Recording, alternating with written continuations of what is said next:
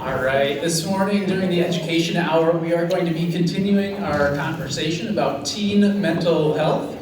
We've had some great conversations over the past month or so, ranging from teen mental health to school safety to all of those things in between.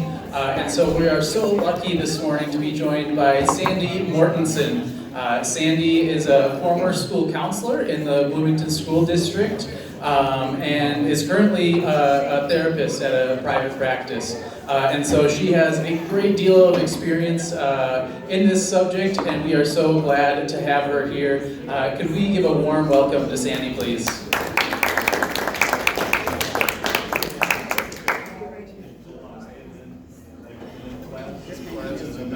Well, thank you, Joe. It's so nice to be here, and as Joe said, I had many years in the Bloomington schools at the middle level and the high school level, doing school counseling, and I'm now a therapist in private practice. And I have to tell you, in the last 30 years, there has been a lot happening that has been impactful for all of us, certainly, and then especially our adolescents, our children and adolescents, coming up in a time that has many challenges that none of us ever had to face, us meaning the adults, anybody over 40.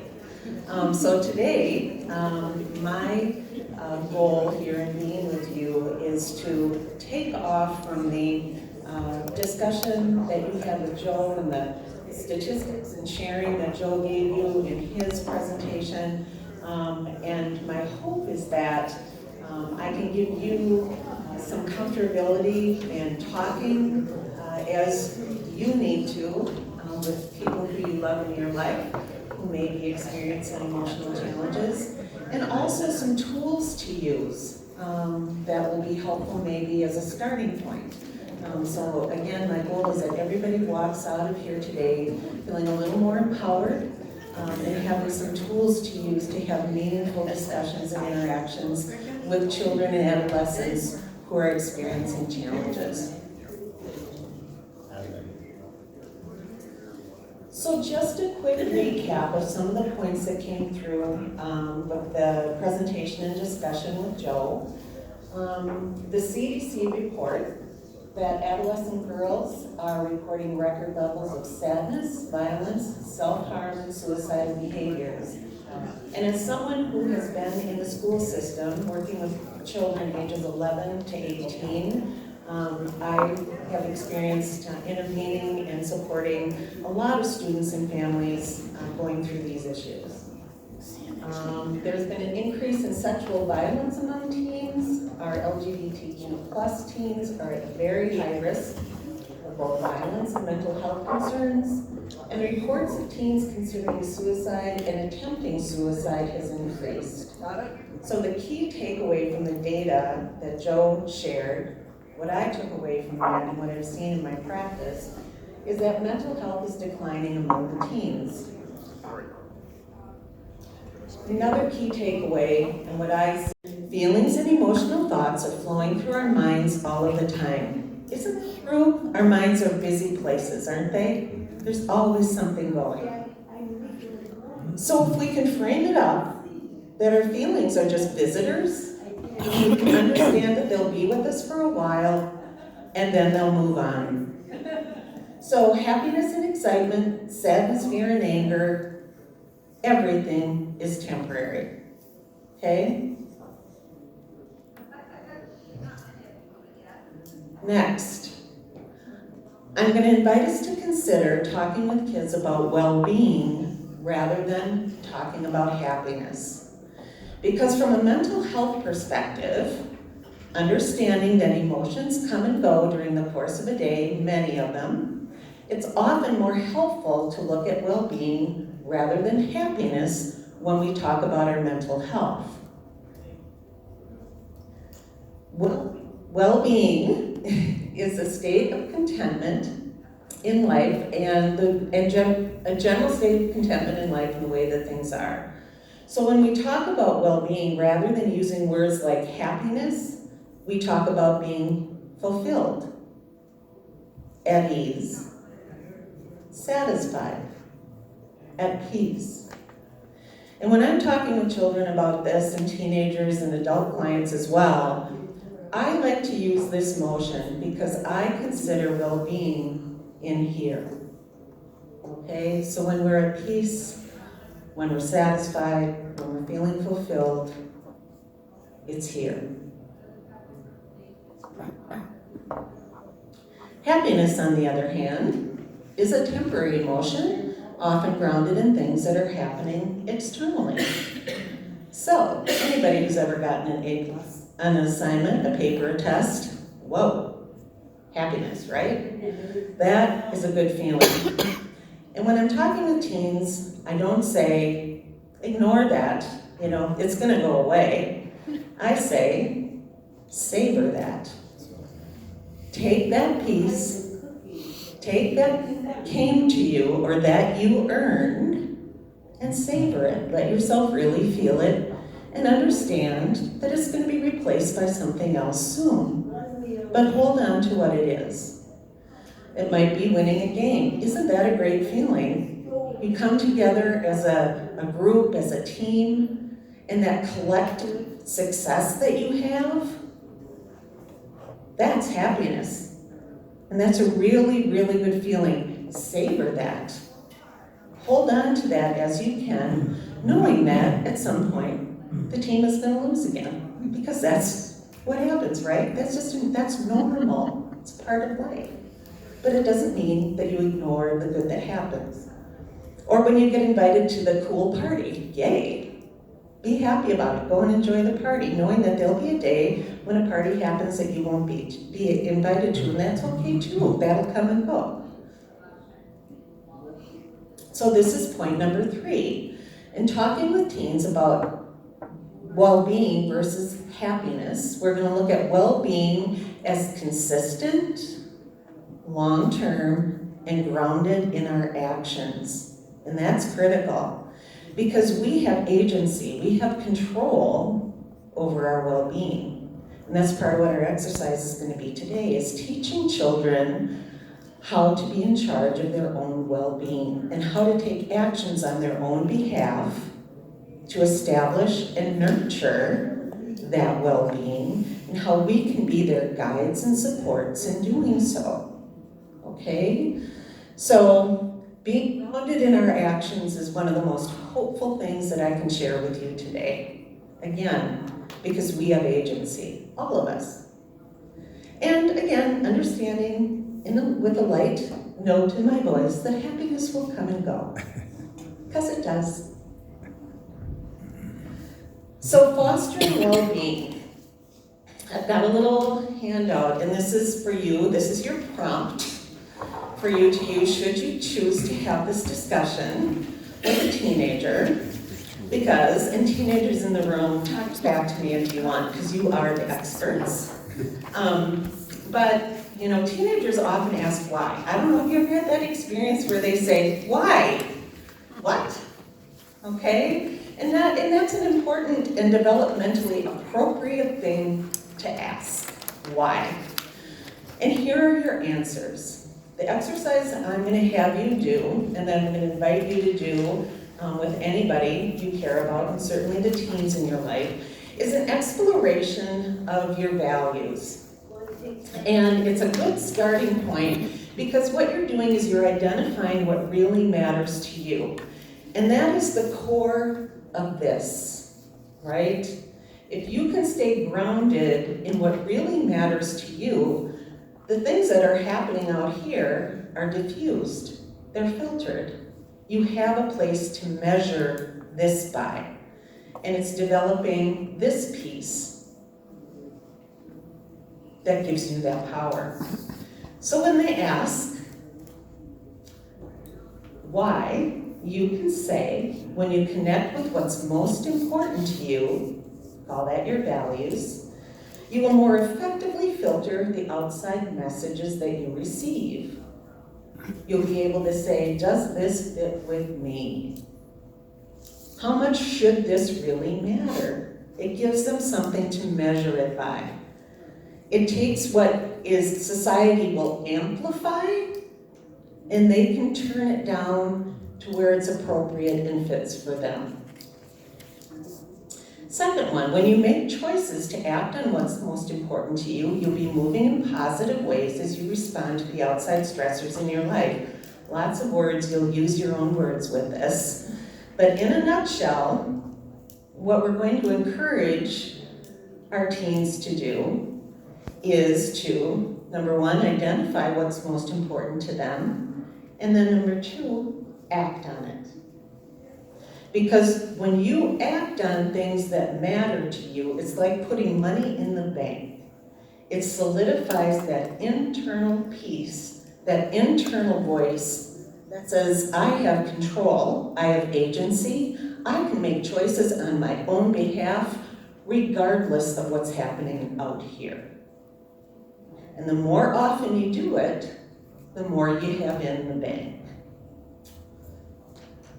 When you're intentional about acting in ways that are consistent with your values, you build self-confidence, you build trust in yourself, and you find strength to face life's challenges. All those key things that we talk about wanting to instill in our youth. Next one, values are your internal roadmap. They're your guide when making decisions and provide motivation to move you through the harder tasks in life. So when it comes time, for example, maybe to choose a college, boy, there's lots of choices out there, aren't there? And it can be overwhelming. How do you make that choice? And again, you go into that internal roadmap and you think, what really matters to me? What do I look for? Do I want a faith-based university or college? Do I want to go somewhere big? Do I want to get out of Minnesota? Do I want to stay close to home? And those internal values that we can tap into and use to sort out a big decision like that are going to guide us in the direction that we need to go. And here's another piece. My choice is going to be different from yours, and different from yours, and yours, and yours. Because when we're looking at values, it's individual, it's personal. You get to be who you are. No judgment. Okay? And I often talk too about when we're talking with teenagers and you say, what do you want to be when you grow up? That's an overwhelming question. And a way to look at it differently is, what really matters to you? So when they're at a crossroads, what you do is you guide them back to their internal roadmap. And you say, so you're looking at college. What really matters to you? And they're exercising, looking internally and tapping into what really matters to them. That's the guide they use. So, in a nutshell, acting in ways that are consistent with your values is protective of your mental health. So that's why we're doing this activity. We're going to do it as a practice, and they've got a little sheet in front of you, a little inventory, and I think there's 30 or 35 values listed there. And I'm going to tell you right now, they all look good. It's not a bad one on there. And this is part of the exercise, is for you to start to really discern what are your top ones. If you want to tell yourself, well, I want to choose 6 or I want to choose 10. Choose the ones that are most important to you today and put an X by them. And I'm going to give you a few minutes to do that, because you're looking inside and saying, what really matters to me?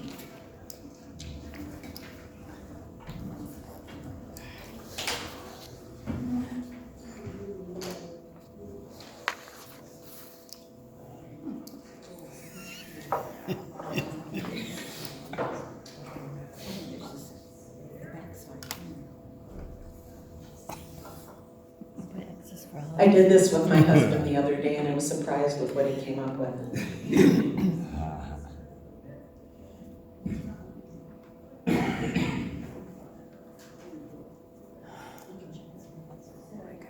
Yeah, this is super hard because I want to do them all. As many as you want. You determine how many. There's no magic number.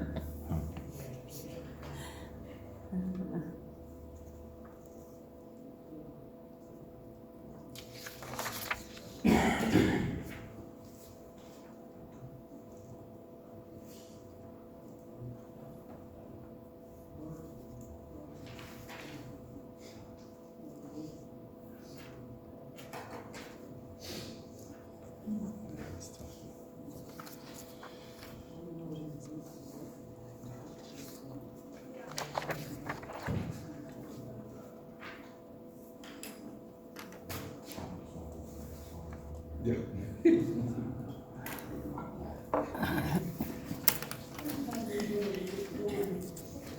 you get it down to 6? Is that what your thing was? Try to do 6? I was thinking that's all. But it's tough to.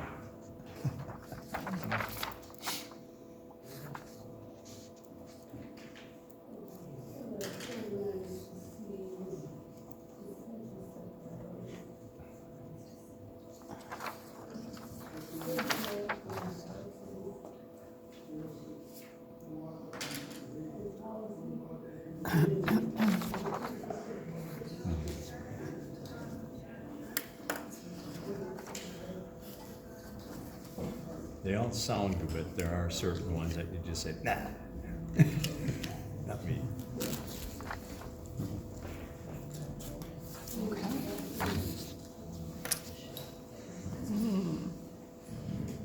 Or not as important. Curiosity. Oh, yeah. Well, it's just the way. And it's, yeah, part and parcel.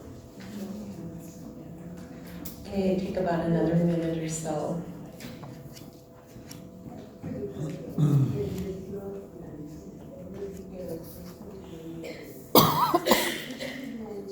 There's more.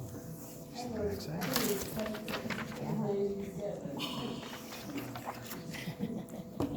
It's huge. Curious. Yes. You're like my students. I didn't know I had to do the bugs.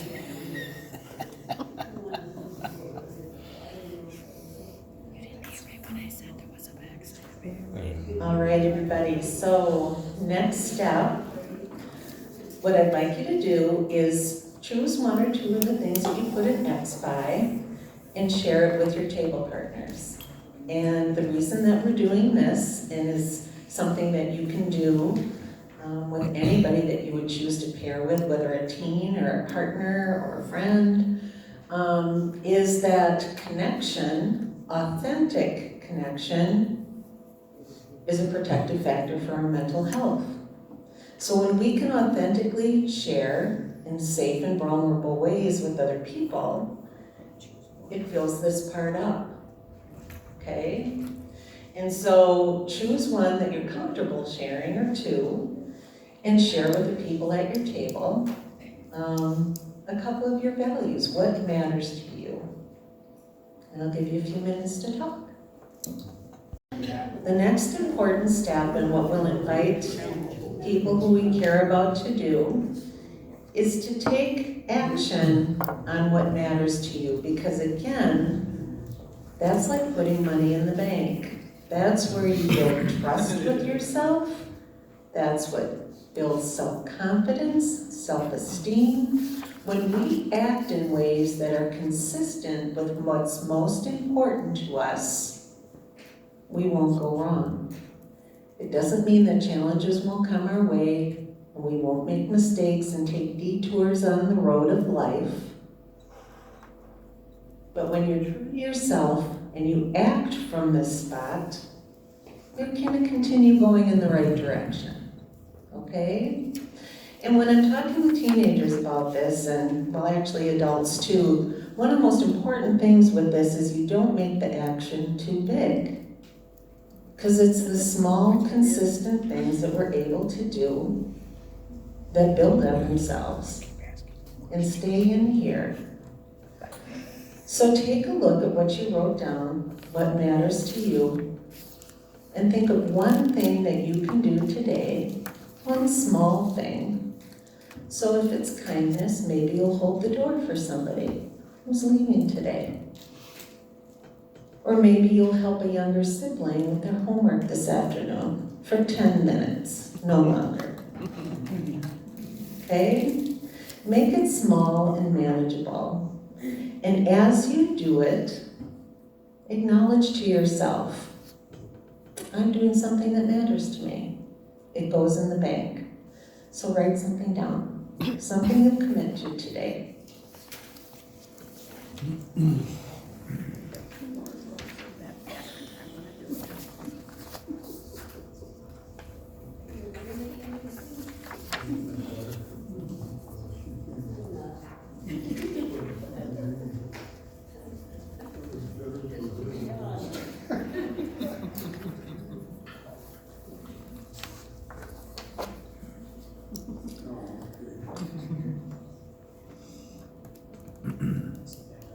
So just as a brief recap of our talking points today, what you can take with you as you leave.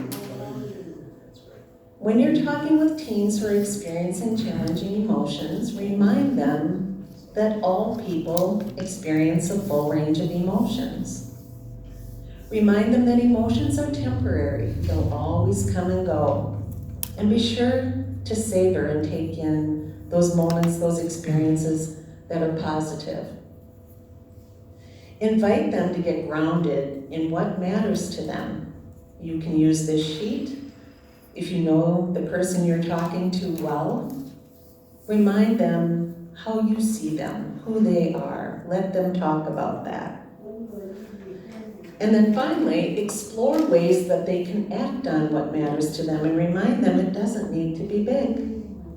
Any small action that's aligned with your values will support your well-being.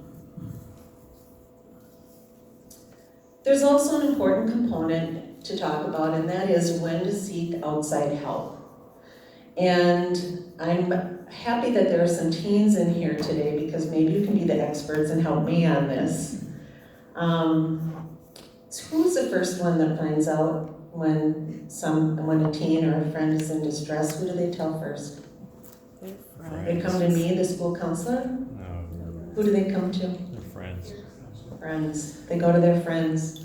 As a school counselor, I very rarely had a student come and self-report, meaning they came and said, Mrs. Mortensen, I'm feeling really down. What happened was a friend or a group of friends would come in and say, I think my friend's in trouble. And I'm worried about them, I'm scared.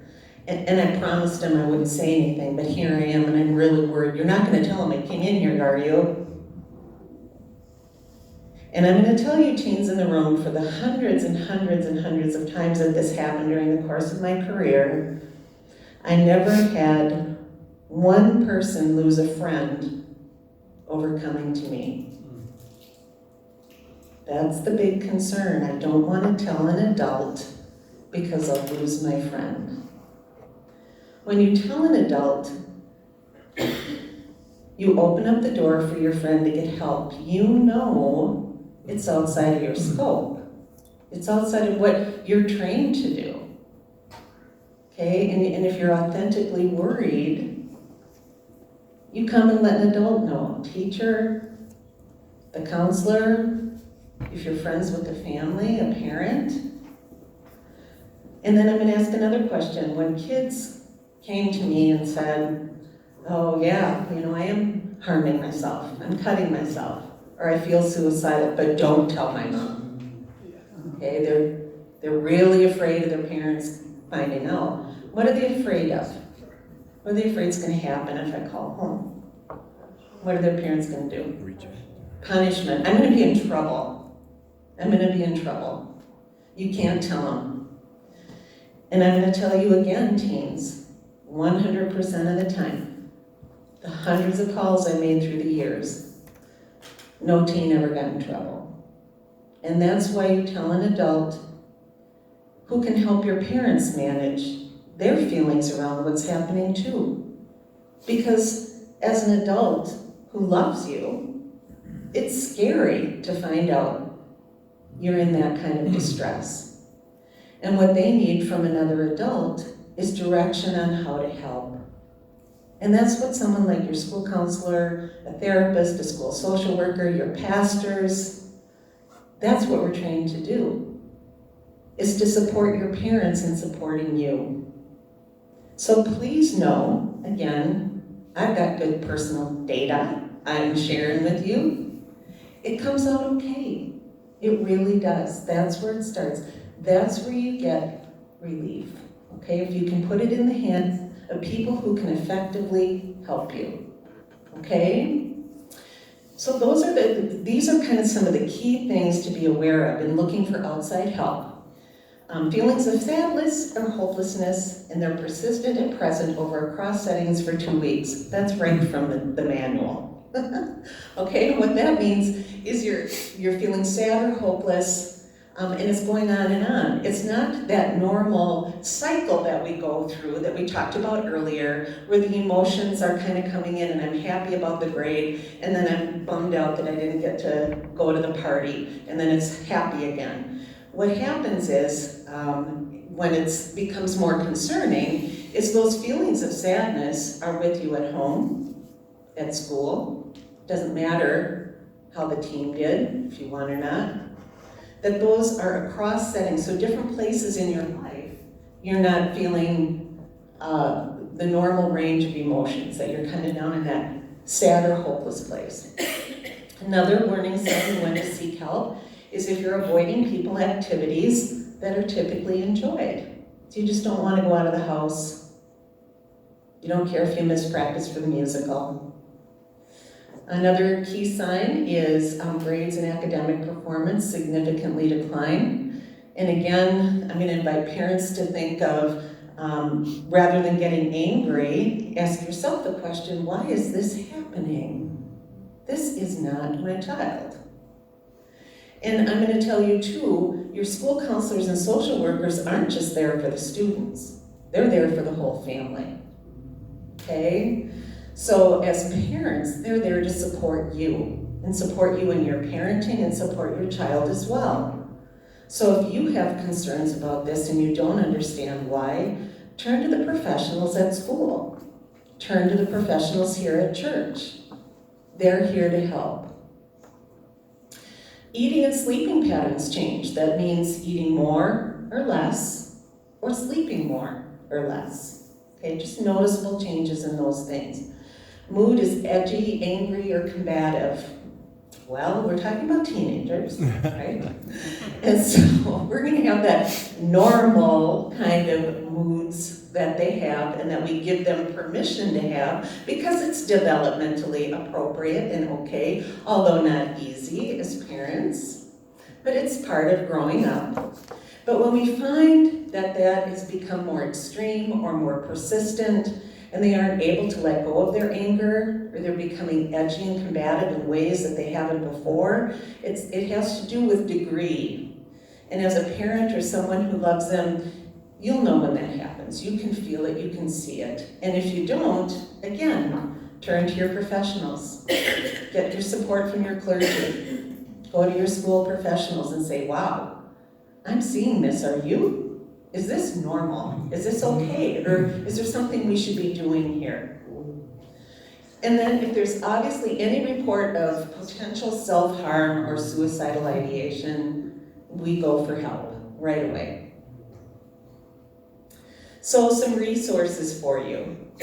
Obviously, your Peace Lutheran Church clergy, staff, and programming. You guys have a fantastic community here. And the fact that this programming is going on at Peace right now speaks so strongly of the service that they're giving to our community. I'm a Bloomington resident, I have been for many years, and I'm grateful for the work that your church is doing and for the staff and clergy that are here supporting all of us.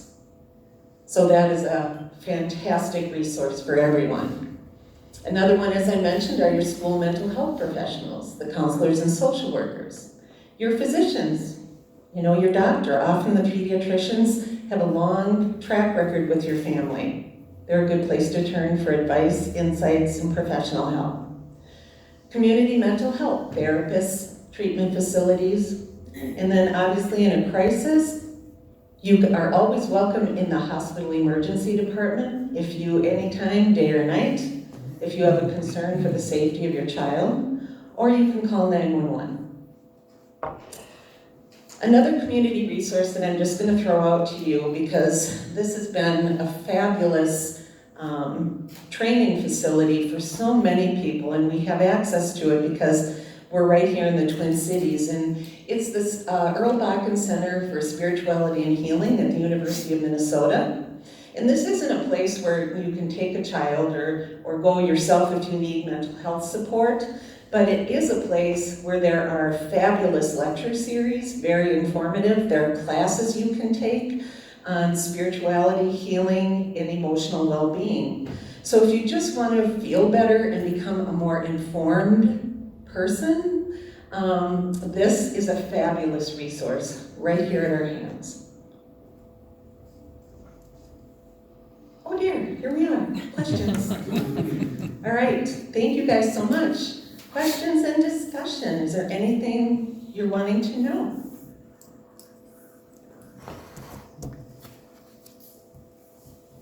Or not? Well, I just wanted to say that I appreciate you bringing up the small act piece, because I think a lot of times, I can only speak for myself, but if I don't break it down into small pieces, it all becomes overwhelming and I don't do anything. I just get stuck in. I just want this thing to go away, whatever it is, but if you just take small, measurable action and just keep going forward, being persistent, yeah. Yeah, that's it, it's key. Keep it attainable. And I know this is being pitched towards teens, but I think the adults could learn a lot from this list too, and how we react to things, so, thank you. You're welcome, and thank you. Yeah, it's life skill, isn't it? And it's something that, I think you make a good point that for teens to know we're all learning and growing, and we're all, for our managing our well-being is a lifetime practice, right? And doing these assessments and checking in with ourselves periodically and being intentional about how we care for ourselves and others is a lifetime practice and commitment. So thank you. Yeah. Just have a curiosity question about social media, everybody's favorite topic. In your years of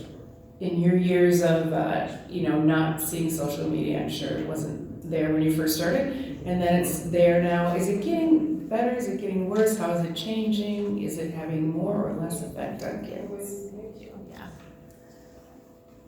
Yeah, it's so very, very impactful. I haven't seen it decrease at all. It really, it's just becoming more and more a management piece. And this is where, I think the skill of developing our internal managers is important. Right now, it's the adults in teens' lives that are helping navigate that with them. And I used to tell my own sons, who are now 30 and 33 years old, that when you were 9 years old, it was my job to kind of decide everything for you. Which friends came over, what party you went to, I was your life manager. In the teen years, we're co-managing, right? Because what we want to do is start to empower our kids to make those decisions themselves. So putting in this awareness of what matters to you and how to act on it when I'm not supervising you, that's our job together, and we're not always going to agree, and guess what? I override you still, right? So you're co-managing, and the social media is one of the trickiest things that parents are co-managing these days. Parents of teenagers, yes, it's tricky. How much time, what sites you can go on, the impact of it. My friends who are still teaching now, it's really overtaken a lot of what happens at school. And so many of the counseling sessions that I had with students in the last 6 or 7 years sprang from things that came up on social media.